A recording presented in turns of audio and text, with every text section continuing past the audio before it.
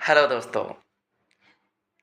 शास्त्र और शास्त्र दोनों लेकर चलने का अब युग है, विधान है।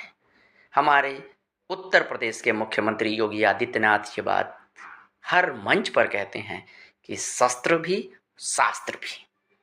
निश्चित तौर पर भगवान श्री कृष्ण के हिसाब से ही कलयुग में चला जा सकता है।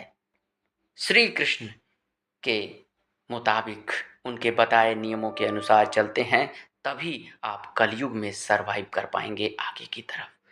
जैसा कि अगर अर्जुन को अभिमान हो जाए कि मैं तो पूरी कौरव सेना को गाजर मूली की तरह काट दूंगा, कोई मेरे सामने है ही नहीं, तो कर्ण जैसे महारथी को ये दर्शाना कि देखो अर्जुन, ये तुमसे कहीं बड़ा योद्धा है।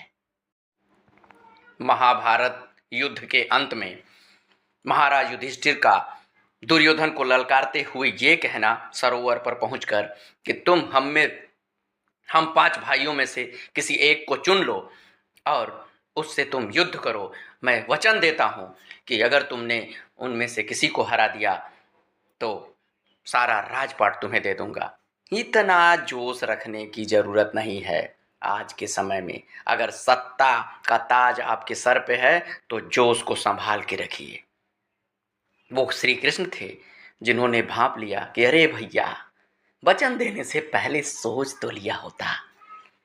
तुरंत उन्होंने पैतरा बदला, भीम को आगे किया, लेकिन उसके पहले दुर्योधन का आदर्श देखिए। उसने कहा तुम जैसे लोग हमसे लड़ेंगे, तुम्हारे में कोई ऐसे योग्य है ही नहीं जो मुझसे युद्ध कर सके। हाँ, भीम है और मैं उससे गदा युद्ध करके उसको परास्त करूंगा।